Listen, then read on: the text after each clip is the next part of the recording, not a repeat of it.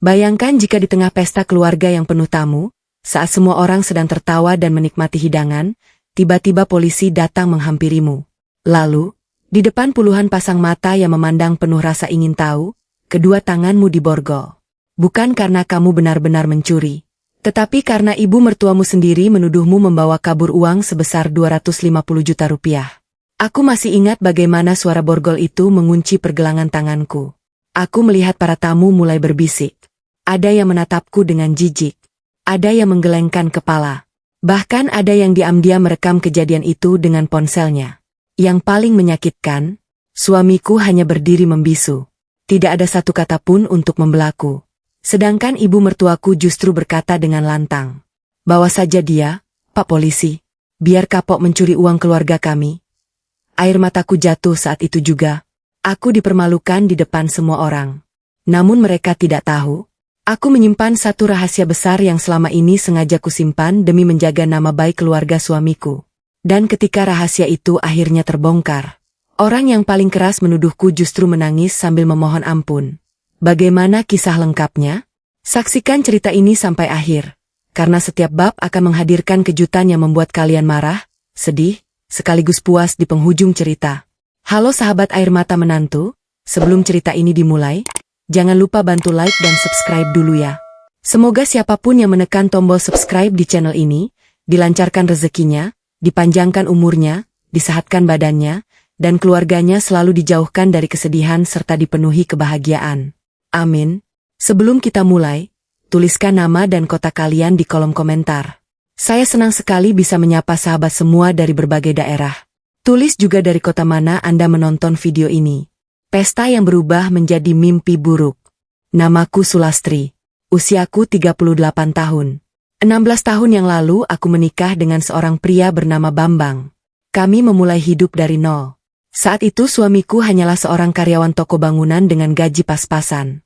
Sedangkan aku menerima jahitan di rumah dan sesekali berjualan kue agar kebutuhan sehari-hari tetap terpenuhi. Hidup kami memang sederhana.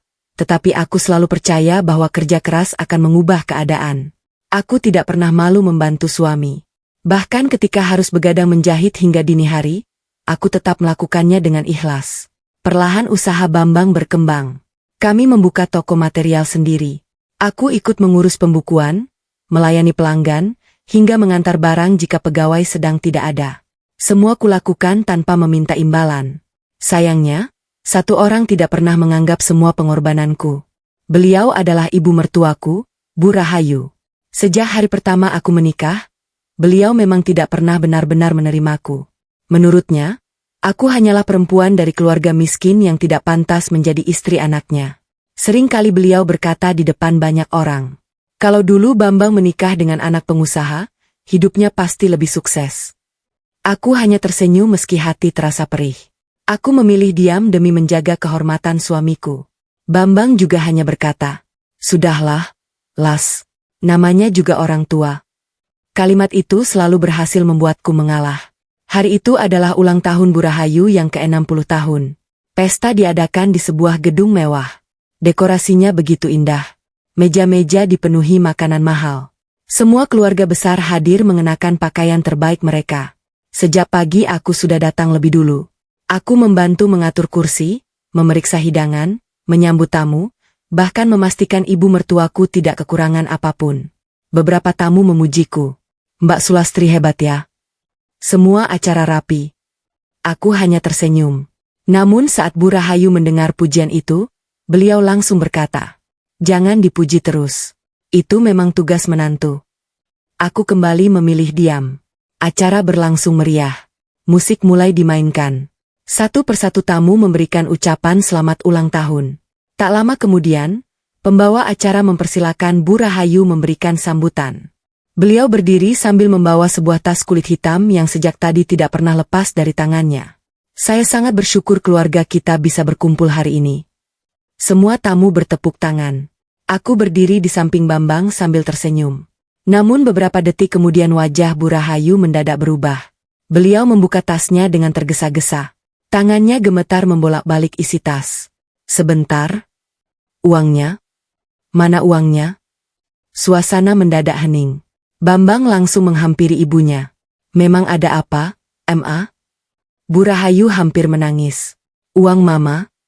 250 juta rupiah. Hilang? Semua tamu langsung berbisik-bisik. 250 juta? Jumlahnya besar sekali. Aku ikut mendekat. Bu, mungkin tertinggal di rumah. Tidak mungkin. Aku membawanya ke sini. Aku mencoba membantu mencari di sekitar meja. Namun tiba-tiba Bu Rahayu menarik tasnya dari tanganku. Beliau menatapku tajam. Tatapan yang belum pernah kulihat sebelumnya. Sulastri? Aku terdiam. Iya, Bu. Beliau mengangkat telunjuknya. Lalu menunjuk tepat ke arah wajahku. Tidak usah berpura-pura ikut mencari. Pasti kamu yang mengambil uang itu. Aku benar-benar membeku. Bu, apa maksud Ibu? Semua tamu langsung menoleh kepadaku. Beberapa mulai berbisik. Itu menantunya? Masa berani mencuri? Air mataku mulai menggenang. Bukan saya, Bu. Saya tidak pernah menyentuh uang itu. Namun Bu Rahayu tidak mau mendengarkan. Beliau mengeluarkan ponselnya. Di depan semua orang, beliau langsung menelepon polisi. Halo, Pak Polisi. Saya mau melaporkan pencurian. Pelakunya masih ada di tempat. Aku menoleh kepada Bambang. Berharap suamiku akan membelaku. Mas, tolong bilang sama ibu kalau aku tidak mungkin melakukan itu. Namun Bambang hanya berdiri mematung. Ia tidak membela. Ia juga tidak menyangkal tuduhan ibunya. Keheningan suamiku terasa jauh lebih menyakitkan daripada semua hinaan yang baru saja kudengar. Beberapa menit kemudian, suara sirene mobil polisi mulai terdengar dari luar gedung. Jantungku berdegup semakin kencang. Aku sama sekali tidak menyangka, hari yang seharusnya menjadi pesta keluarga, justru akan menjadi hari paling memalukan dalam hidupku. Kalau kalian jadi aku, apa yang akan kalian lakukan saat ibu mertua sendiri menuduh kalian mencuri di depan semua orang? Tulis pendapat kalian di kolom komentar. Aku diborgol di depan para tamu, suamiku hanya diam. Suara sirene mobil polisi berhenti tepat di depan gedung. Seluruh tamu yang semula menikmati pesta langsung berdiri. Mereka berusaha melihat apa yang sedang terjadi. Bisik-bisik mulai terdengar dari berbagai sudut ruangan. Polisi datang. Siapa yang dilaporkan? Katanya ada pencurian. Aku berdiri mematung. Kedua kakiku terasa berat untuk digerakkan. Dadaku sesak karena tidak pernah membayangkan akan mengalami kejadian seperti ini. 2 orang polisi masuk ke dalam aula. Seorang di antaranya memperkenalkan diri. Selamat siang, saya Pak Arman. Kami menerima laporan dugaan pencurian uang sebesar 250 juta rupiah. Bu Rahayu langsung menghampiri mereka. Iya, Pak. Saya yang melapor. Pak Arman mengangguk. Siapa yang ibu curigai? Tanpa ragu sedikit pun, Bu Rahayu kembali menunjuk ke arahku. Itu menantu saya. Namanya Sulastri. Sejak tadi hanya dia yang berada dekat tas saya. Jantungku berdegup semakin cepat. Aku menggeleng kuat. Tidak, Pak. Saya tidak mengambil uang siapapun. Pak Arman menatapku dengan tenang. Ibu, kami hanya ingin meminta keterangan. Aku mengangguk. Tentu, Pak. Namun sebelum aku sempat menjelaskan, Rina, adik ipar perempuanku, tiba-tiba ikut berbicara. Pak Polisi. Sejak dulu saya memang curiga sama Mbak Sulastri. Aku menoleh tidak percaya. Rina, kenapa kamu bicara seperti itu? Rina memasang wajah seolah-olah paling benar. Mbak sering pegang pembukuan.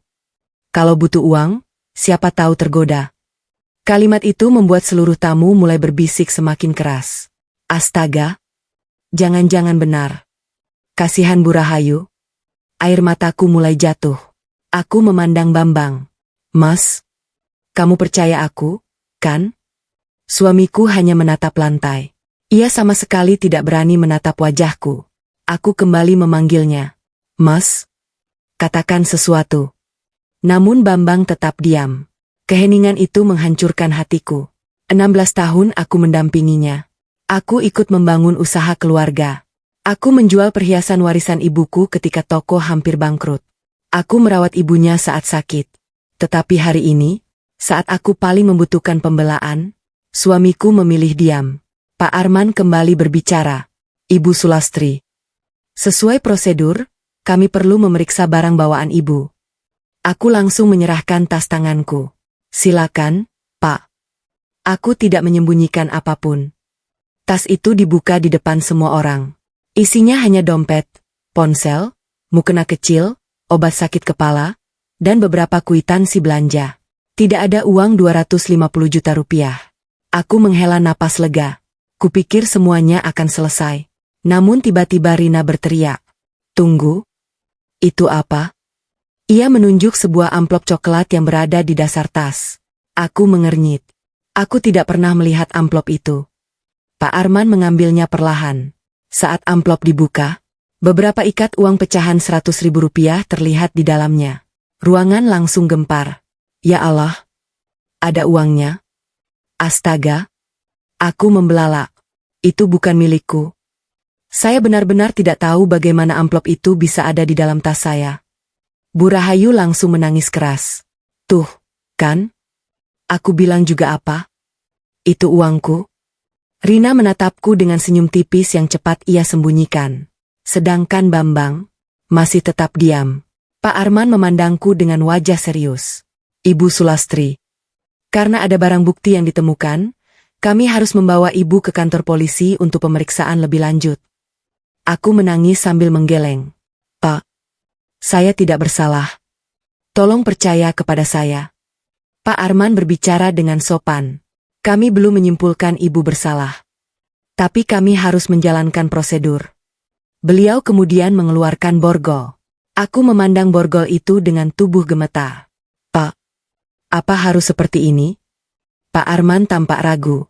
Namun sebelum ia menjawab, Bu Rahayu berkata dengan suara lantang hingga terdengar oleh seluruh tamu. Borgol saja dia, Pak.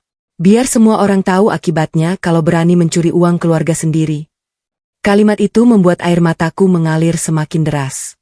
Perlahan, kedua pergelangan tanganku diborgol. Suara besi yang mengunci pergelangan tanganku terasa begitu menyakitkan. Beberapa tamu mengeluarkan ponsel. Ada yang memotret. Ada yang merekam. Aku menoleh kepada Bambang untuk terakhir kalinya. Mas, kalau hari ini kamu tidak membelaku, suatu saat nanti kamu akan menyesal. Bambang hanya memejamkan mata. Tidak satu kata pun keluar dari mulutnya. Saat polisi menggiringku keluar dari gedung, aku melihat seseorang berdiri di balik tiang aula. Seorang wanita parubaya yang sejak tadi memperhatikan semua kejadian. Tatapan kami bertemu. Ia tampak terkejut. Lalu perlahan menggelengkan kepala seolah mengetahui sesuatu yang tidak diketahui orang lain. Dalam hati aku bertanya, siapa wanita itu? Dan mengapa wajahnya terlihat begitu panik saat melihat aku diborgol? Aku dibawa ke kantor polisi, tapi ada kejanggalan yang mulai terlihat. Tanganku masih diborgol saat polisi menggiringku keluar dari gedung. Setiap langkah terasa begitu berat. Di belakangku, suara bisik-bisik para tamu terus terdengar. Itu menantunya Bu Rahayu. Katanya mencuri uang 250 juta. Kasihan, ternyata kelihatannya baik belum tentu benar. Kalimat-kalimat itu menusuk hatiku. Aku menundukkan kepala. Bukan karena malu telah mencuri, melainkan karena aku dipermalukan atas sesuatu yang sama sekali tidak kulakukan. Saat aku hendak naik ke mobil polisi, tanpa sengaja aku melihat wanita parubaya yang tadi berdiri di dekat tiang aula. Ia masih berada di sana. Tatapan kami kembali bertemu. Kali ini ia terlihat semakin gelisah. Seolah ingin mengatakan sesuatu, tetapi takut. Aku belum sempat memanggilnya karena pintu mobil sudah ditutup. Sepanjang perjalanan menuju kantor polisi, tidak ada seorang pun berbicara. Aku hanya menatap keluar jendela. Air mataku terus mengalir. Di dalam hati aku terus bertanya, siapa yang memasukkan amplop berisi uang itu ke dalam tasku? Aku yakin 100%, sebelum datang ke pesta tas itu tidak berisi uang. Berarti, seseorang sengaja menjebakku. Sesampainya di kantor polisi, Pak Arman mempersilahkanku duduk di ruang pemeriksaan. Beliau membuka map laporan. Ibu Sulastri. Saya ingin bertanya beberapa hal. Aku mengangguk pelan. Silakan, Pak. Apakah Ibu mengetahui adanya uang 250 juta rupiah yang dibawa Bu Rahayu ke pesta? Aku menggeleng. Tidak. Saya baru tahu setelah beliau berteriak kehilangan. Pak Arman mencatat jawabanku. Lalu bagaimana uang itu bisa berada di tas Ibu? Itulah yang ingin saya ketahui. Saya sama sekali tidak pernah melihat amplop itu sebelumnya. Pak Arman menatapku cukup lama. Entah mengapa, sorot matanya tidak seperti orang yang sedang menghadapi pelaku kejahatan. Beliau justru terlihat sedang berpikir. Beberapa menit kemudian, seorang polisi muda masuk membawa barang bukti. Pak, ini hasil pemeriksaan awal. Pak Arman membuka amplop tersebut. Beliau langsung mengernyit. Aneh. Aku ikut penasaran. Ada apa, Pak? Beliau tidak langsung menjawab. Ia hanya kembali melihat laporan. Lalu memandang uang yang ada di atas meja. Ada yang janggal. Jantungku mulai berdebar. Kejanggalan apa? Pak Arman menarik salah satu ikatan uang. Beliau menunjukkan bagian atasnya kepadaku. Lihat ini. Aku memperhatikan dengan saksama. Di atas ikatan uang terdapat label bank. Tanggal penyetorannya adalah hari ini, pukul 11 siang. Aku langsung membelalak. Tapi pesta dimulai jam 10 pagi. Pak Arman mengangguk. Itulah yang membuat saya heran. Kalau benar uang itu sudah ada di tas Bu Rahayu sejak sebelum pesta dimulai, kenapa label setor bank menunjukkan waktu yang lebih siang? Aku langsung memandang Pak Arman. Berarti, uang itu baru saja diambil dari bank. Beliau mengangguk pelan. Itu kemungkinan pertama. Atau, amplop ini baru dimasukkan setelah pesta berlangsung. Dadaku langsung berdegup semakin cepat. Untuk pertama kalinya, ada seseorang yang mulai meragukan tuduhan terhadapku. Tidak lama kemudian, pintu ruang pemeriksaan kembali terbuka. Bambang masuk dengan wajah kusut. Ia duduk di depanku tanpa berani menatap mataku. Aku tersenyum pahit. Baru sekarang kamu datang? Bambang menarik napas panjang. Las, aku hanya ingin memastikan keadaanmu. Aku menggeleng pelan. Aku tidak butuh dikasihani. Aku hanya butuh suami yang percaya kepada istrinya. Bambang menundukkan kepala. Aku bingung harus percaya siapa. Air mataku kembali menetes. 16 tahun kamu hidup bersamaku. Apakah selama itu kamu masih belum mengenalku? Ruangan kembali hening. Pak Arman memperhatikan kami berdua. Beliau lalu berkata, Pak Bambang, saya ingin bertanya. Apakah ada orang lain yang sempat memegang tas Ibu Rahayu sebelum uang dinyatakan hilang? Bambang tampak berpikir. Beberapa detik kemudian wajahnya berubah. Seolah baru mengingat sesuatu. Iya. Sebelum acara dimulai, tas Mama sempat dibawa Rina ke ruang rias. Aku dan Pak Arman langsung saling berpandangan. Rina? Iya. Katanya mau mengambil lipstik Mama. Pak Arman segera mencatat keterangan itu. Saat itulah seorang petugas lain berlari masuk membawa sebuah ponsel. Pak Arman, kami baru menerima kiriman video dari seseorang yang tidak dikenal. Pak Arman mengernyit. Video apa? Petugas itu menjawab. Katanya video ini bisa membuktikan siapa yang sebenarnya memasukkan uang ke dalam tas Bu Sulastri. Aku langsung mengepalkan tangan. Jantungku berdetak sangat cepat. Apakah akhirnya kebenaran yang selama ini tertutup akan mulai terbuka? Kalau kalian jadi Sulastri, apakah kalian masih bisa memaafkan suami yang tidak membela saat kalian dipermalukan? Tulis pendapat kalian di kolom komentar. Video misterius mulai membuka kebohongan, tapi mertuaku masih memfitnahku. Dadaku berdebar semakin kencang. Aku menatap layar komputer di ruang penyidik ketika Pak Arman menerima ponsel dari salah satu petugas. Pak, video ini baru saja dikirim melalui nomor anonim. Tidak ada nama pengirim. Katanya, rekaman ini bisa membantu mengungkap kasus Bu Sulastri. Pak Arman langsung menyambungkan ponsel itu ke monitor. Ruangan mendadak sunyi. Aku menggenggam kedua tanganku erat. Dalam hati aku terus berdoa. Ya Allah, kalau memang aku tidak bersalah, tolong tunjukkan kebenarannya. Video mulai diputar. Terlihat lorong kecil menuju ruang rias di gedung tempat pesta berlangsung.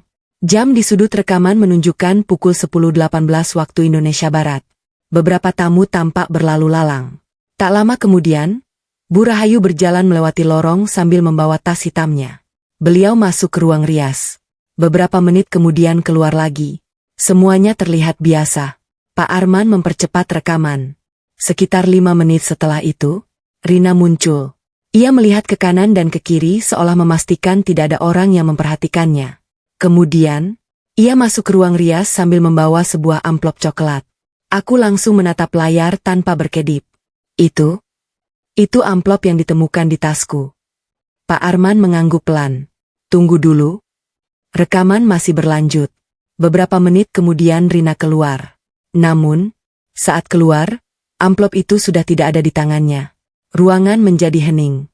Bambang mulai terlihat gelisah. Kenapa Rina membawa amplop? Belum sempat ada yang menjawab, video tiba-tiba berhenti. Bagian akhirnya hilang. Petugas menggeleng. Video yang dikirim hanya sampai di situ, Pak. Aku menarik napas panjang. Walaupun belum membuktikan siapa yang memasukkan uang ke tasku, setidaknya ada sesuatu yang mulai mengarah kepada Rina.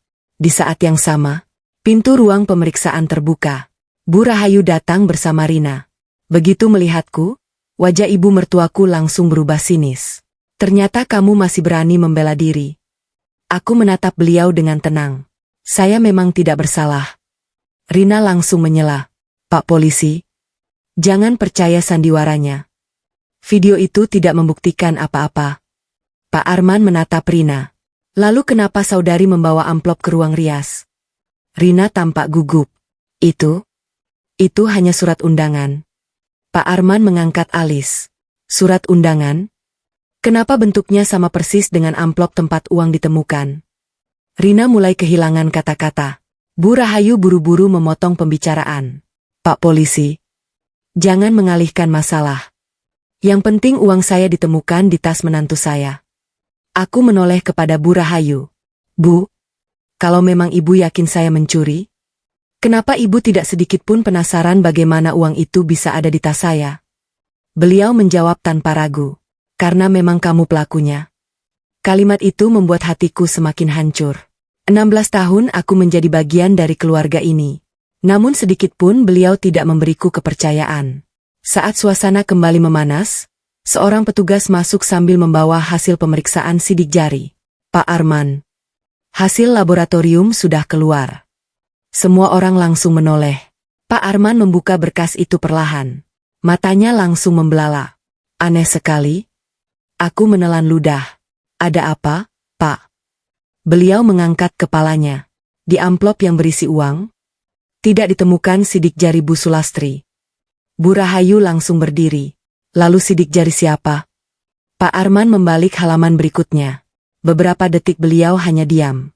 Wajahnya terlihat sangat serius.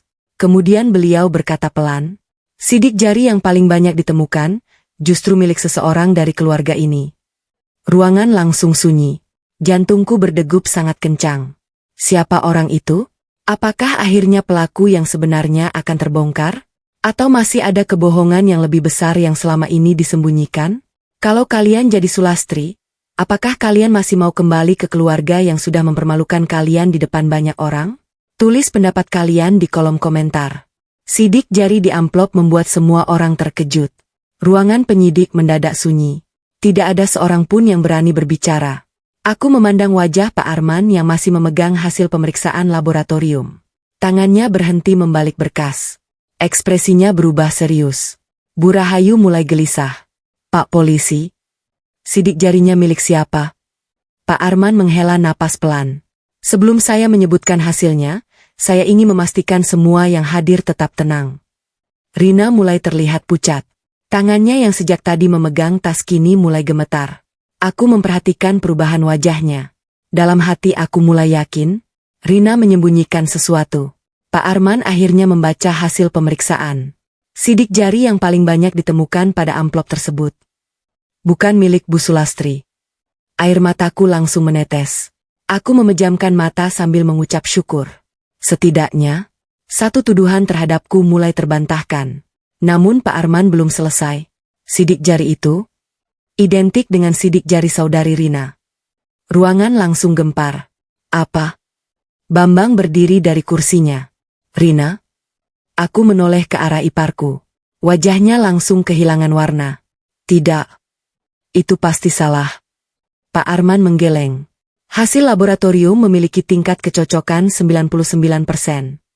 Artinya saudari memang pernah memegang amplop tersebut. Bu Rahayu buru-buru berdiri membela anak perempuannya. Itu wajar. Rina memang sering membantu saya. Mungkin dia hanya memegang amplopnya. Pak Arman mengangguk pelan. Benar. Tetapi ada satu hal yang membuat kami semakin curiga. Beliau kembali membuka berkas. Sidik jari Bu Rahayu justru sangat sedikit. Padahal menurut pengakuan ibu, uang itu selalu ibu pegang sejak dari rumah. Bu Rahayu langsung terdiam. Wajahnya mulai tegang. Aku melihat Bambang perlahan menoleh kepada ibunya. Kenapa bisa begitu? Bu Rahayu tidak menjawab. Tak lama kemudian seorang petugas masuk membawa hasil pemeriksaan lain. Pak Arman. Rekaman CCTV parkiran gedung berhasil kami dapatkan. Aku langsung mengangkat kepala. CCTV parkiran? Petugas itu mengangguk. Iya. Sudut kameranya memang tidak mengarah ke ruang pesta, tapi mengarah ke area kendaraan. Pak Arman segera memutar rekaman itu. Jam di layar menunjukkan pukul 9.47 waktu Indonesia Barat. Terlihat sebuah mobil hitam berhenti. Rina turun dari mobil sambil membawa sebuah tas kecil. Beberapa menit kemudian, ia kembali ke mobil.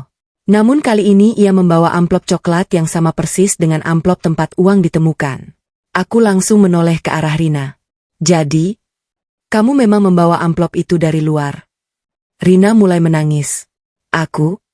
Itu? Belum sempat ia menjawab, Bu Rahayu langsung memegang tangan Rina. Jangan bicara apa-apa. Aku semakin curiga. Kenapa Bu Rahayu justru melarang anaknya berbicara? Apakah beliau sudah tahu semuanya? Saat suasana semakin tegang, seorang wanita tiba-tiba datang ke kantor polisi. Aku langsung mengenalinya. Beliau adalah wanita yang kulihat berdiri di dekat tiang gedung saat pesta berlangsung. Wanita itu memperkenalkan diri. Nama saya Dewi. Saya ingin memberikan kesaksian. Pak Arman mempersilahkannya duduk. Ibu melihat sesuatu? Dewi mengangguk. Saya memang tidak melihat siapa yang memasukkan uang ke tas Bu Sulastri. Tapi, saya melihat Bu Rahayu dan Rina berbicara berdua sebelum acara dimulai. Semua orang langsung menoleh. Dewi melanjutkan. Saya mendengar Bu Rahayu berkata, hari ini semuanya harus selesai. Jangan sampai ada yang gagal. Ruangan kembali hening. Bambang memandang ibunya dengan mata berkaca-kaca. Apa maksud semua ini? Bu Rahayu mulai menangis. Namun beliau masih tetap menggeleng. Ibu tidak tahu. Itu hanya salah paham. Aku menatap beliau dengan penuh rasa kecewa. Bu, kalau memang saya bukan pencurinya, kenapa ibu masih terus menyalahkan saya? Beliau tidak mampu menjawab. Saat itulah Pak Arman menerima sebuah telepon. Beliau mendengarkan beberapa saat. Ekspresinya berubah sangat serius.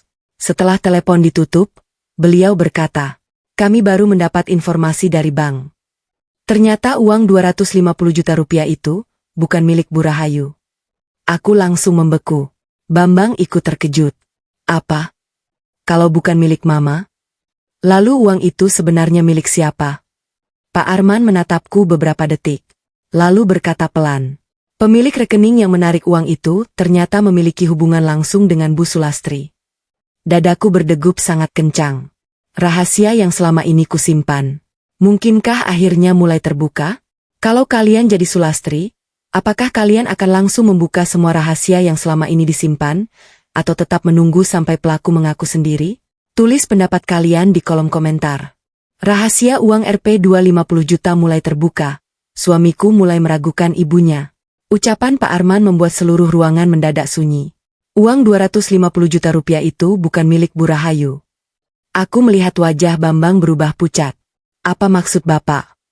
Pak Arman membuka map hasil penyelidikan dari pihak bank. Kami sudah menghubungi bank tempat uang itu ditarik. Nomor seri uang dan waktu penarikannya sudah cocok. Ternyata rekening asal uang tersebut bukan atas nama Bu Rahayu. Bu Rahayu langsung berdiri. Itu tidak benar. Itu uang saya. Pak Arman tetap tenang. Kalau memang milik ibu, tentu ada bukti transaksi. Namun sampai saat ini kami belum menemukannya. Aku memperhatikan wajah ibu mertuaku. Sejak tadi beliau terus berkeringat. Tatapannya mulai gelisah. Seolah-olah ada sesuatu yang sedang disembunyikannya. Bambang memandang ibunya dengan bingung. Kalau uang itu bukan milik Mama? Sebenarnya uang siapa? Bu Rahayu buru-buru menjawab. Itu uang titipan teman Mama. Tidak perlu banyak bertanya. Jawaban itu justru membuat Pak Arman semakin curiga. Kalau uang titipan, siapa nama pemiliknya? Bu Rahayu terdiam. Beberapa detik berlalu. Beliau tidak mampu menjawab. Pak Arman kembali membuka berkas. Kami juga sudah menghubungi pihak bank. Tidak ada catatan bahwa uang tersebut merupakan uang titipan. Ruangan kembali hening. Saat itulah Pak Arman menoleh kepadaku. Bu Sulastri. Saya ingin bertanya sesuatu. Aku mengangguk pelan. Silakan, Pak. Apakah Ibu mengenal nama Pak Harjo? Aku langsung terkejut. Pak Harjo. Nama itu sudah bertahun-tahun tidak pernah kudengar. Beliau adalah sahabat dekat almarhum ayahku. Aku mengangguk perlahan. Iya. Beliau seperti paman saya. Pak Arman kembali membuka berkas. Karena rekening asal uang itu ternyata pernah menerima transfer dari rekening atas nama Pak Harjo. Jantungku langsung berdegup kencang. Aku mulai mengingat sesuatu. Sebuah rahasia yang selama ini kusimpan rapat. Rahasia yang bahkan tidak pernah kukatakan kepada Bambang. 16 tahun yang lalu, sebelum aku menikah, ayahku pernah menjual sebidang tanah warisan keluarga. Hasil penjualan itu tidak langsung diberikan kepadaku. Ayah menitipkannya kepada Pak Harjo. Beliau berkata, kalau suatu hari hidupmu benar-benar sulit, uang ini akan menjadi peganganmu. Namun beberapa bulan setelah aku menikah, ayah meninggal dunia. Aku tidak pernah lagi membahas uang itu. Karena aku ingin membangun hidup bersama Bambang dengan usaha kami sendiri.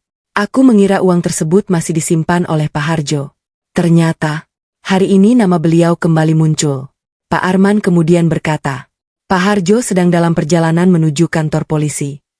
Ada beberapa dokumen yang ingin beliau serahkan. Bu Rahayu langsung terlihat panik. Apa hubungannya orang itu dengan kasus ini? Pak Arman menjawab singkat. Itu yang akan kita ketahui sebentar lagi. Sekitar 20 menit kemudian, seorang pria berusia sekitar 65 tahun memasuki ruangan. Rambutnya sudah memutih. Namun wajahnya masih sangat kukenal. Om Harjo. Beliau langsung menghampiriku. Sulastri. Maafkan Om. Selama ini Om menepati pesan almarhum ayahmu. Air mataku langsung jatuh. Beliau kemudian mengeluarkan sebuah map biru. Di dalamnya terdapat beberapa dokumen dan buku tabungan. Pak Arman menerimanya. Setelah membaca beberapa lembar, beliau langsung mengangkat kepala. Ternyata benar. Aku semakin penasaran. Benar apa, Pak? Pak Arman menatap seluruh orang yang ada di ruangan. Lalu berkata pelan. Dana 250 juta rupiah ini ternyata berasal dari tabungan yang sejak dulu disiapkan oleh almarhum ayah Bu Sulastri. Aku langsung menutup mulutku. Air mata mengalir tanpa bisa kutahan. Bambang membelalak. Ayah mertua? Pak Harjo mengangguk. Almarhum menitipkan uang itu kepada saya. Beliau berpesan, kalau suatu hari Sulastri diperlakukan tidak adil, berikan semua bukti ini. Ruangan kembali sunyi. Bu Rahayu mulai kehilangan keseimbangan hingga harus berpegangan pada kursi. Namun yang paling mengejutkan, Pak Harjo mengeluarkan satu amplop terakhir. Masih ada satu surat. Surat ini baru boleh dibuka jika Sulastri benar-benar difitnah oleh keluarganya. Aku memandang amplop itu dengan tangan gemetar. Di sudut amplop masih terlihat tulisan tangan almarhum ayahku. Aku perlahan membukanya. Begitu membaca baris pertama, tubuhku langsung lemas. Karena isi surat itu bukan hanya membongkar asal-usul uang 250 juta rupiah, tetapi juga mengungkap sebuah rahasia besar tentang keluarga Bu Rahayu yang selama ini tidak pernah diketahui siapapun. Surat peninggalan ayahku membuat semua orang terdiam. Tanganku gemetar memegang surat yang baru saja diberikan Pak Harjo. Kertas itu sudah mulai menguning. Di sudut kanan bawah masih terlihat tulisan tangan ayahku yang begitu kukenal. Air mataku langsung mengalir. Sudah bertahun-tahun aku tidak lagi melihat tulisan itu. Pak Harjo menatapku dengan mata berkaca-kaca. Bacalah, Endu. Itulah pesan terakhir ayahmu. Aku menarik napas panjang. Seluruh ruangan mendadak sunyi. Bahkan Bu Rahayu yang sejak tadi terus membantah kini hanya mampu menatapku tanpa berkata apa-apa. Perlahan aku membuka surat itu. Tulisan pertama langsung membuat dadaku sesak. Untuk anakku Sulastri. Air mataku kembali jatuh. Dengan suara bergetar aku mulai membacanya.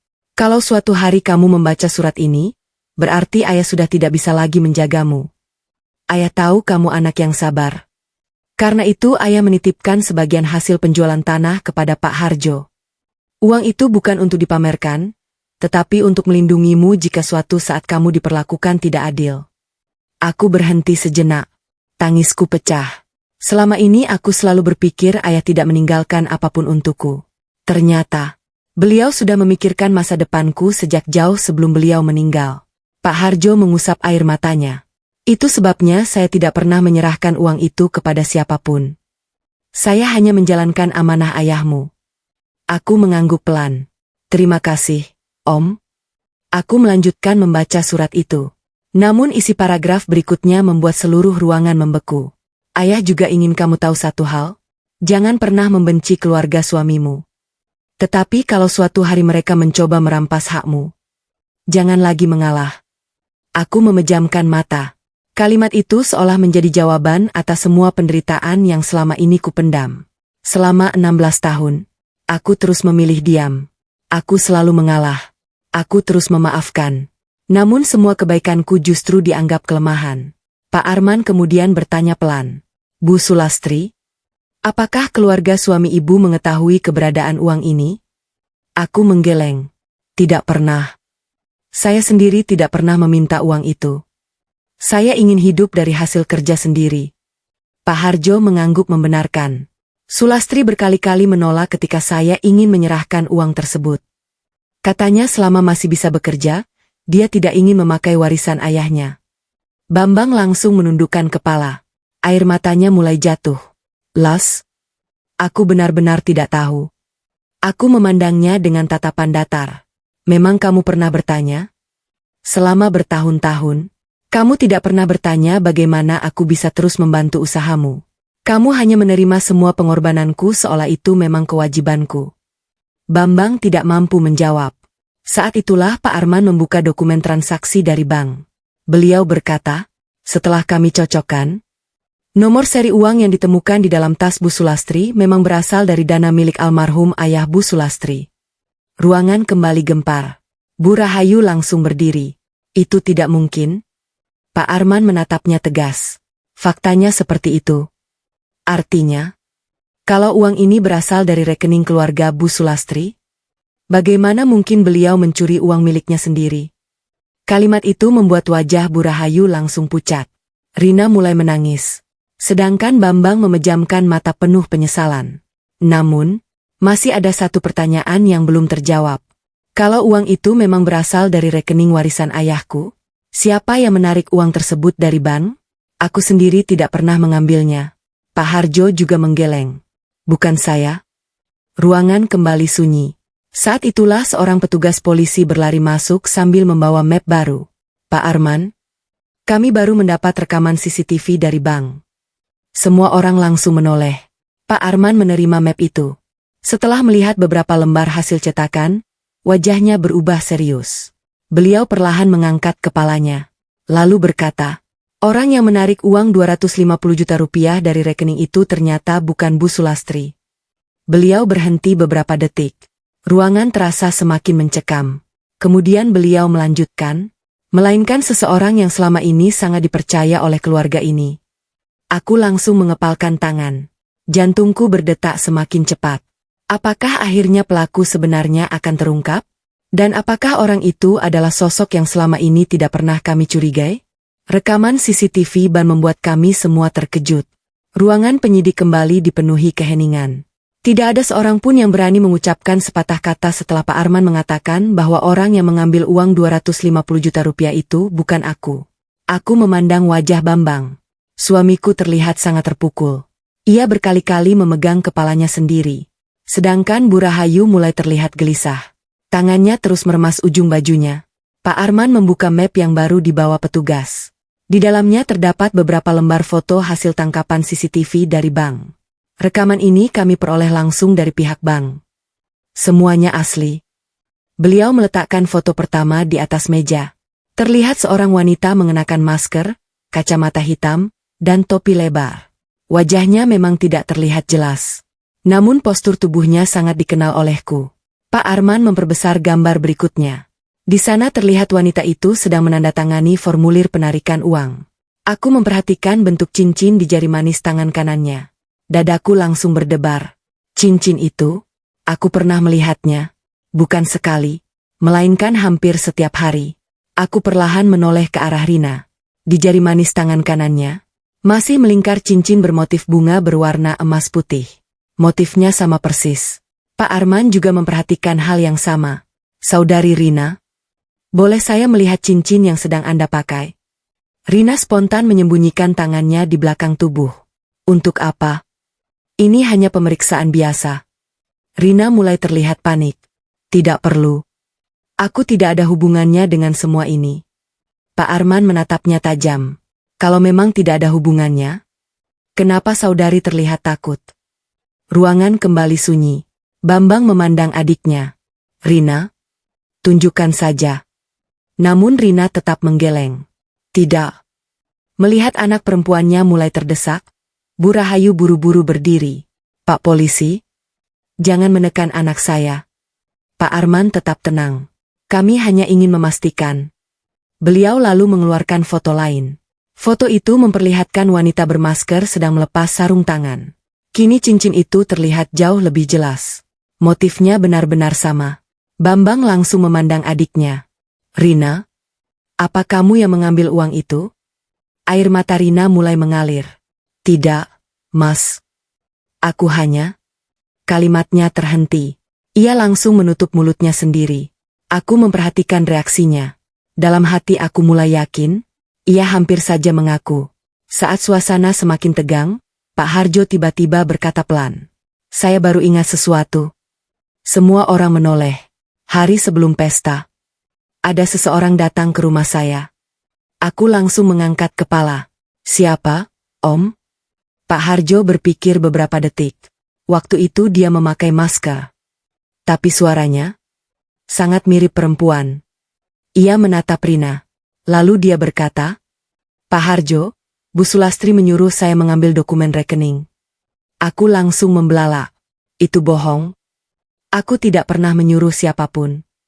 Pak Harjo mengangguk. Itulah sebabnya saya menolak memberikannya. Tapi sekarang saya baru sadar. Orang itu sepertinya memang sedang mencari tahu tentang rekening warisan ayahmu. Aku mulai memahami semuanya. Berarti, seseorang sudah mengetahui keberadaan uang warisan itu jauh sebelum pesta dimulai. Tiba-tiba ponsel Pak Arman berdering. Beliau menerima telepon tersebut. Beberapa saat kemudian wajahnya berubah sangat serius. Baik. Kami segera ke sana. Telepon ditutup. Aku langsung bertanya, ada apa, Pak? Pak Arman menarik napas panjang. Petugas kami baru saja memeriksa rumah Bu Rahayu. Kami menemukan sesuatu. Bu Rahayu langsung pucat. Apa yang ditemukan? Pak Arman menatap beliau beberapa detik. Kemudian berkata, di dalam lemari kamar ibu ditemukan tas hitam yang identik dengan tas yang digunakan membawa uang 250 juta rupiah. Ruangan langsung gempar. Namun bukan itu yang paling mengejutkan. Petugas juga menemukan selembar catatan kecil berisi rencana pembagian uang setelah Bu Sulastri ditangkap. Aku langsung membeku. Air mataku mengalir tanpa bisa kutahan. Jadi, selama ini mereka bukan hanya ingin mempermalukanku. Mereka memang sudah merencanakan agar aku dipenjara. Rencana jahat mereka mulai terbongkar. Suamiku akhirnya membela aku. Aku terduduk lemas setelah mendengar ucapan Pak Arman. Di dalam lemari kamar Bu Rahayu ditemukan tas hitam yang sama seperti tas tempat uang 250 juta rupiah disimpan.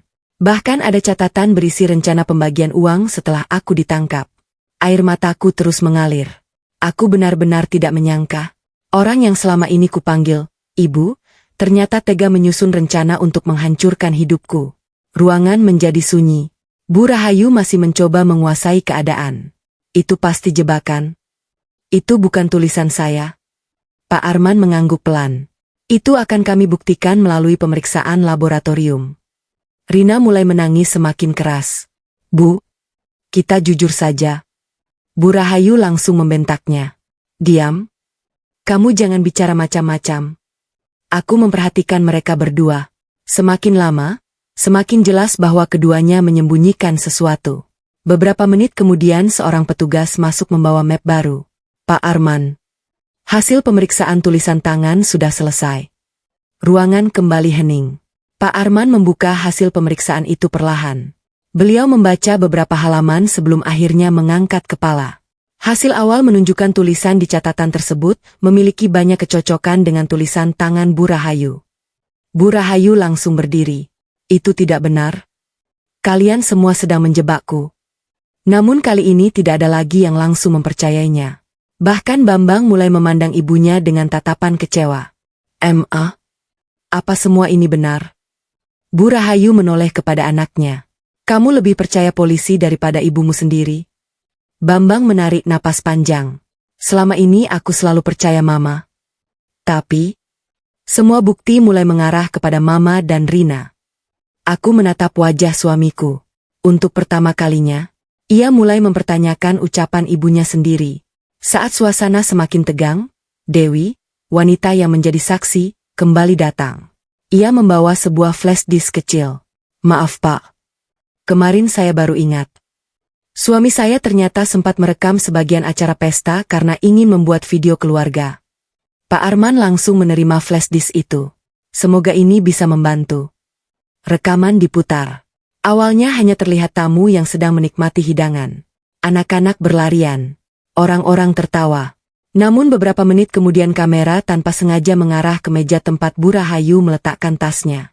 Di sana terlihat Rina mendekati meja. Ia membuka tas ibunya, lalu memasukkan sesuatu ke dalam tas miliknya sendiri. Beberapa saat kemudian, ia berjalan ke arah tempat aku sedang sibuk melayani tamu. Kamera tidak merekam dengan jelas apa yang dilakukan Rina. Tetapi terlihat ia berdiri sangat dekat denganku ketika aku sedang membungkuk mengambil piring. Setelah itu ia langsung pergi. Aku langsung teringat. Saat itu memang ada seseorang yang tidak sengaja menyenggol bahuku. Kupikir hanya tamu yang lewat. Ternyata, saat itulah kemungkinan besar amplop berisi uang dimasukkan ke dalam tasku. Rina langsung menangis histeris. Bukan begitu. Kalian salah paham. Pak Arman menghentikan video. Kalau begitu jelaskan. Apa yang saudari masukkan ke tas Bu Sulastri? Rina tidak mampu menjawab.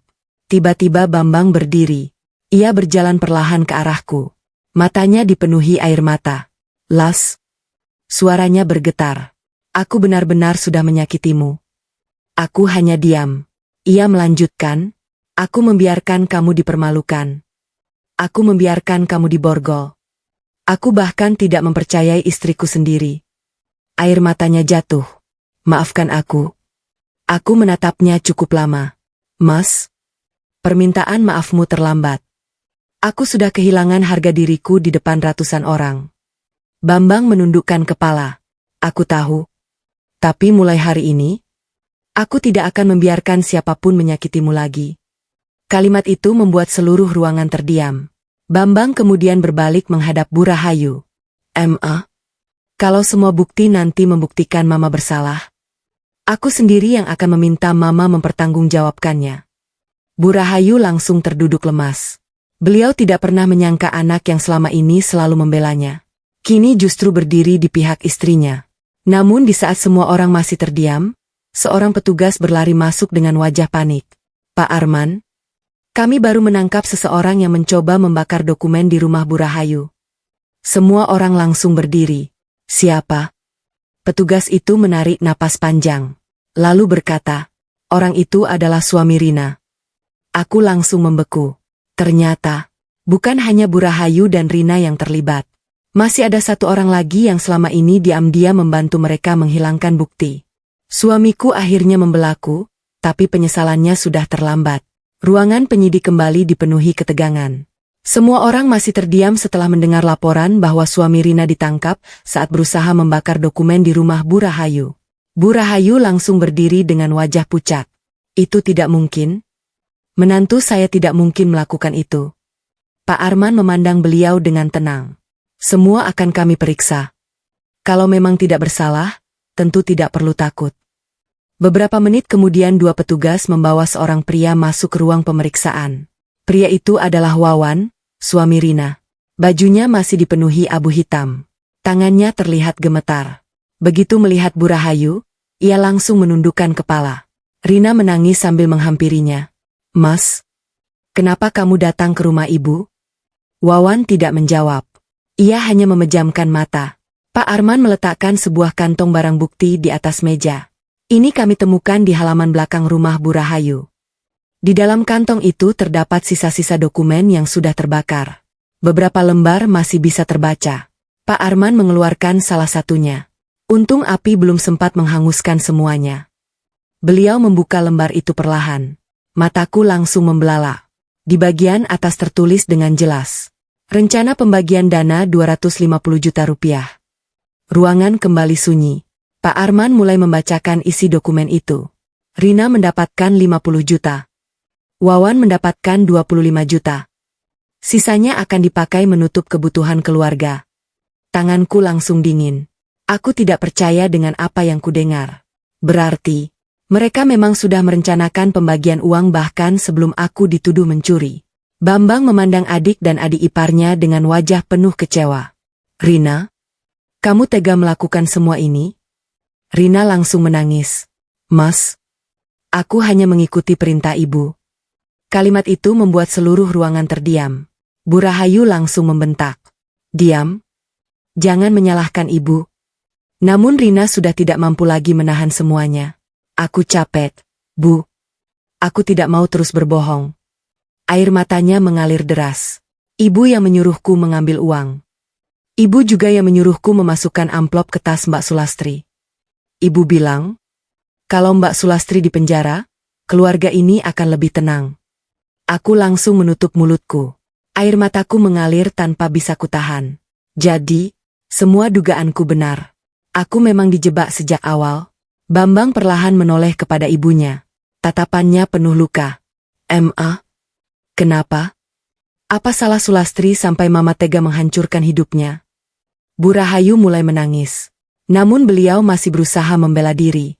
Ibu hanya ingin melindungi keluarga kita. Bambang menggeleng kuat. Melindungi? Justru Mama yang menghancurkan keluarga ini. Untuk pertama kalinya sejak kami menikah, suamiku berdiri di depanku. Ia memegang kedua tanganku yang masih tampak merah bekas borgol. Dengan suara bergetar ia berkata, Las, maafkan aku. Aku gagal menjadi suami. Aku lebih percaya fitnah daripada perempuan yang sudah menemaniku selama 16 tahun. Air matanya menetes satu persatu. Ia bahkan berlutut di hadapanku. Semua orang di ruangan itu terdiam. Aku memandang wajahnya cukup lama. Hatiku memang masih mencintainya. Tetapi luka yang kuterima terlalu dalam. Aku berkata pelan, Mas, yang paling menyakitkan bukan borgol itu. Bukan juga tuduhan mencuri. Yang paling menyakitkan adalah ketika suamiku sendiri memilih diam saat semua orang menghina istrinya. Bambang menangis semakin keras. Aku tahu, dan penyesalan ini akan kubawa seumur hidup. Saat suasana dipenuhi tangisan, Pak Arman menerima hasil pemeriksaan terakhir dari laboratorium. Beliau membaca berkas itu beberapa detik, lalu mengangkat kepalanya. Saudara-saudara, dengan seluruh bukti yang sudah kami kumpulkan, kami siap menetapkan pelaku dalam kasus ini. Ruangan kembali sunyi. Bu Rahayu mulai gemetar. Rina menundukkan kepala. Wawan memejamkan mata. Aku menarik napas panjang. Akhirnya, saat yang kutunggu sejak aku diborgol di tengah pesta itu akan tiba. Namun sebelum Pak Arman menyebutkan nama pelaku, beliau berkata, masih ada satu bukti terakhir yang harus diperlihatkan kepada semua orang. Aku membeku. Bukti apa lagi yang belum terungkap? Dan apakah bukti itu akan membuat seluruh keluarga suamiku benar-benar kehilangan muka di hadapan hukum? Dokumen terakhir menghancurkan kesombongan mertuaku. Ruangan kembali hening. Semua mata tertuju pada map yang berada di tangan Pak Arman. Aku melihat wajah Bu Rahayu semakin pucat. Tangannya masih gemetar setelah beberapa saat yang lalu berlutut meminta maaf kepadaku. Entah mengapa, firasatku mengatakan bahwa dokumen itu akan mengubah segalanya. Pak Arman membuka map perlahan. Laporan ini baru kami terima dari penyelidikan tambahan. Berkaitan dengan asal-usul uang dan beberapa dokumen aset keluarga. Bambang menelan ludah. Maksud Bapak? Pak Arman mengeluarkan beberapa lembar fotokopi.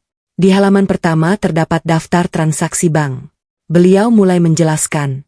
Selama penyelidikan kami menemukan bahwa sebagian dana yang selama ini diklaim sebagai milik Bu Rahayu ternyata berasal dari bantuan dan pengorbanan Bu Sulastri selama bertahun-tahun. Aku hanya tersenyum pahit. Aku tidak pernah menghitung semua yang telah kuberikan. Tetapi ternyata, semua pengorbananku justru menjadi dasar bagi mereka untuk menjatuhkanku. Pak Arman melanjutkan. Ada juga bukti bahwa beberapa pembayaran utang usaha keluarga dahulu dilakukan menggunakan dana pribadi Bu Sulastri. Bambang langsung menutup wajahnya. Air matanya kembali mengalir. Las, jadi selama ini, usaha kita bisa bertahan karena uangmu. Aku mengangguk pelan. Dulu toko hampir bangkrut. Aku menjual semua perhiasan peninggalan ibuku. Aku tidak pernah memberitahumu karena aku tidak ingin kamu merasa rendah diri. Ruangan kembali sunyi. Bambang menangis tanpa suara. Ia baru menyadari bahwa perempuan yang selama ini ia curigai justru menjadi orang yang paling besar pengorbanannya. Pak Harjo kemudian ikut berbicara. Saya menjadi saksi. Almarhum Ayah Sulastri pernah berkata, kalau suatu hari anak saya berkorban untuk keluarganya, jangan biarkan pengorbanannya dilupakan. Aku menundukkan kepala. Air mata terus mengalir. Aku teringat wajah ayah. Andaikan beliau masih hidup, mungkin beliau akan sangat sedih melihat apa yang terjadi kepadaku. Pak Arman kembali membuka halaman terakhir. Selain itu, ditemukan juga surat pernyataan yang ditandatangani Bu Rahayu beberapa tahun lalu. Bu Rahayu langsung membelalak. Surat apa? Pak Arman memperlihatkan salinannya. Dalam surat itu tertulis bahwa Bu Rahayu pernah menerima bantuan dana dari keluarga ayahku untuk menyelamatkan usaha Bambang saat mengalami kerugian besar. Beliau menatap Bu Rahayu. Artinya, sebagian besar usaha yang sekarang berkembang juga berdiri karena bantuan keluarga Bu Sulastri. Ruangan langsung sunyi. Bambang memandang ibunya dengan mata berkaca-kaca. Selama ini Mama bilang semua usaha ini dibangun sendiri. Bu Rahayu menangis. Ibu malu mengakuinya. Aku menutup mata. Jadi, selama bertahun-tahun beliau menyembunyikan kebenaran itu. Namun ketika aku difitnah, beliau justru tega mengatakan bahwa aku hanya menumpang hidup di keluarganya. Bu Rahayu perlahan menghampiriku. Beliau kembali berlutut. Tangannya menggenggam kedua tanganku erat. Sulastri, Ibu benar-benar berdosa. Ibu lupa semua kebaikanmu. Ibu hanya melihat kekuranganmu. Tangis beliau pecah. Aku tahu ibu menyesal. Kataku pelan. Tapi penghinaan yang ibu lakukan di depan ratusan orang tidak akan pernah bisa kulupakan. Bu Rahayu menangis semakin keras. Ibu tidak meminta semuanya kembali seperti dulu. Ibu hanya berharap kamu mau memaafkan ibu sebelum ibu terlambat. Aku terdiam. Di dalam hatiku masih ada luka. Namun aku juga tidak ingin hidup dipenuhi kebencian. Aku menarik napas panjang. Bu, saya memaafkan ibu. Tapi memaafkan bukan berarti melupakan. Dan bukan berarti semua akibat dari perbuatan ibu hilang begitu saja. Bu Rahayu hanya mampu mengangguk sambil terus menangis. Saat suasana mulai sedikit tenang, Pak Arman menerima sebuah panggilan telepon. Beliau mendengarkan beberapa saat. Kemudian menutup telepon itu. Ekspresinya kembali serius. Ada perkembangan baru. Kami baru menemukan pelaku yang menyebarkan video Bu Sulastri di Borgol saat pesta ke media sosial. Aku langsung membeku. Video itu, yang membuat namaku hancur di mata banyak orang. Siapa yang tega menyebarkannya? Pak Arman menatap kami satu persatu. Lalu berkata, orang yang mengunggah video tersebut ternyata masih anggota keluarga dekat. Aku kembali mengepalkan tangan. Ternyata, penderitaanku belum benar-benar berakhir. Masih ada satu pengkhianatan terakhir yang harus terungkap. Aku memilih memaafkan, tapi hukum tetap harus berjalan. Ruangan penyidik kembali dipenuhi keheningan. Ucapan Pak Arman masih terngiang di telingaku. Orang yang menyebarkan video Bu Sulastri di Borgol ternyata masih anggota keluarga dekat. Dadaku kembali terasa sesak. Aku sudah dibebaskan. Namaku sudah dibersihkan. Namun ternyata, masih ada orang yang sengaja ingin menghancurkan harga diriku di hadapan ribuan orang. Pak Arman membuka laptop yang baru dibawa salah satu petugas. Tim siber berhasil melacak akun pertama yang mengunggah video tersebut. Beliau memperlihatkan layar kepada kami semua. Di sana terlihat riwayat unggahan lengkap beserta nomor telepon yang digunakan. Bambang langsung mendekat. Nomor ini? Wahyu? Aku mengernyit. Wahyu adalah sepupu Bambang yang sejak dulu sangat dekat dengan Rina. Ia juga hadir saat pesta ulang tahun Bu Rahayu. Pak Arman mengangguk. Benar. Dari hasil pemeriksaan ponselnya, video itu pertama kali dikirim oleh saudari Rina. Setelah itu diteruskan kepada Wahyu. Lalu diunggah ke media sosial agar Bu Sulastri dipermalukan. Air mataku kembali jatuh. Jadi, semua itu memang direncanakan. Bukan hanya ingin membuatku dipenjara. Mereka juga ingin menghancurkan nama baikku di depan masyarakat. Rina langsung menangis histeris. Mbak, aku benar-benar hilaf. Aku tidak menyangka videonya akan menyebar sejauh itu. Aku memandang wajahnya. Kamu tidak menyangka? Waktu aku diborgol, kamu justru tersenyum.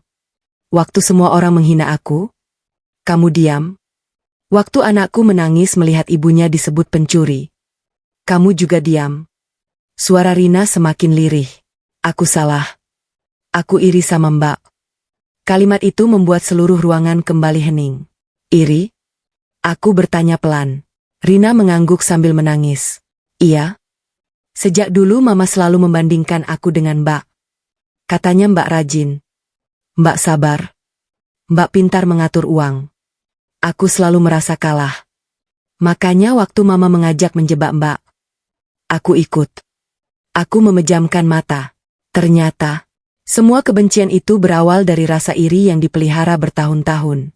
Bambang berjalan menghampiriku. Ia kembali menggenggam tanganku. Las, aku tahu aku tidak pantas meminta apapun lagi. Tapi, kalau masih ada kesempatan, izinkan aku memperbaiki semuanya. Aku memandang suamiku cukup lama. Dulu, kalimat seperti itu pasti akan langsung membuatku luluh. Namun sekarang, hatiku sudah berubah. Aku berkata pelan. Mas, aku sudah memaafkanmu. Tapi kepercayaan itu tidak bisa kembali hanya dalam satu hari. Bambang mengangguk sambil menangis. Aku mengerti. Aku akan menunggu. Selama apapun. Pak Arman kemudian berdiri. Bu Sulastri. Saya ingin bertanya, apakah Ibu tetap ingin melanjutkan proses hukum? Semua orang langsung menatapku. Bu Rahayu kembali berlutut. Ibu mohon, cabut laporannya. Rina ikut menangis. Mbak, ampuni kami. Ruangan kembali sunyi. Aku menarik napas panjang, lalu berkata dengan tenang. Aku sudah memaafkan kalian. Tapi hukum tetap harus berjalan. Semua orang langsung terdiam. Aku melanjutkan. Kalau hari ini aku menghentikan semuanya, mungkin akan ada orang lain yang mengalami nasib seperti aku. Biarlah hukum memberikan pelajaran. Sedangkan urusan memaafkan, itu urusan hatiku. Pak Arman mengangguk hormat. Itu keputusan yang bijaksana. Beberapa hari kemudian, polisi secara resmi mengumumkan bahwa aku tidak bersalah. Media yang dulu memberitakan tuduhan pencurian kini mulai menayangkan klarifikasi. Video permintaan maaf dari kepolisian dan hasil penyelidikan tersebar luas. Banyak orang yang dulu menghujatku mulai meminta maaf. Tetapi, nama baik yang rusak tidak semudah itu kembali. Aku belajar satu hal. Fitnah hanya membutuhkan beberapa menit untuk menyebar. Namun membutuhkan waktu yang sangat lama untuk memulihkan kepercayaan. Sore itu aku berdiri di depan makam ayahku. Aku meletakkan bunga di atas pusaranya. Ya, terima kasih. Pesan ayah akhirnya menyelamatkan hidupku. Air mataku kembali jatuh. Ayah benar. Kadang orang yang paling kita percaya justru menjadi orang yang paling melukai. Saat aku hendak pulang, ponselku berdering. Nomor dari rumah sakit. Aku segera mengangkatnya. Halo? Suara di seberang terdengar pelan. Apakah ini Ibu Sulastri? Iya. Kami ingin memberitahukan, Bu Rahayu tiba-tiba pingsan setelah pemeriksaan. Beliau terus menyebut nama Ibu. Sebelum terlambat. Beliau ingin bertemu dengan Ibu untuk terakhir kalinya. Aku langsung terdiam. Apakah ini benar-benar pertemuan terakhir kami? Dan keputusan apa yang akan kuambil setelah semua penderitaan yang beliau sebabkan? Pertemuan terakhir dengan mertuaku, penyesalannya datang terlambat. Tanganku masih menggenggam ponsel. Ucapan perawat dari rumah sakit terus terngiang di telingaku. Bu Rahayu ingin bertemu ibu untuk terakhir kalinya. Aku terdiam cukup lama. Semua luka yang kualami kembali terbayang. Saat aku diborgol di tengah pesta. Saat ratusan tamu menatapku seperti seorang pencuri. Saat anakku menangis karena mendengar ibunya disebut penjahat. Dan yang paling menyakitkan, semua itu terjadi karena ibu mertuaku sendiri. Bambang memandangku dengan mata sembab. Las, mau ikut ke rumah sakit? Aku menarik napas panjang. Iya. Bukan karena aku sudah melupakan semuanya. Tapi aku tidak ingin menyesal kalau ini benar-benar pertemuan terakhir. Sesampainya di rumah sakit, suasananya sangat sunyi. Perawat mengantar kami menuju ruang perawatan. Aku melihat Bu Rahayu terbaring lemah. Wajah yang dulu selalu terlihat angkuh kini tampak pucat. Tubuhnya jauh lebih kurus. Begitu melihatku masuk, air mata beliau langsung mengalir. Sulastri? Suara itu sangat pelan, hampir tidak terdengar. Aku mendekati tempat tidurnya. Beliau berusaha mengangkat tangannya. Dengan perlahan ku genggam tangan itu. Untuk pertama kalinya, aku merasakan tangan yang dulu sering menunjuk wajahku sambil menghina. Kini bergetar karena penyesalan. Sulastri? Ibu berdosa. Ampuni ibu. Tangisku pecah. Aku memang terluka.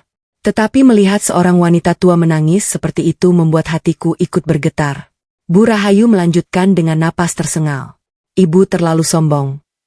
Ibu selalu merasa paling benar. Ibu lupa? Kalau justru kamulah yang paling banyak berkorban untuk keluarga ini. Bambang berdiri di sampingku sambil menangis. Jangan bicara dulu. Namun Bu Rahayu menggeleng. Tidak. Kalau sekarang ibu diam, mungkin ibu tidak akan sempat meminta maaf. Beliau menoleh kepadaku.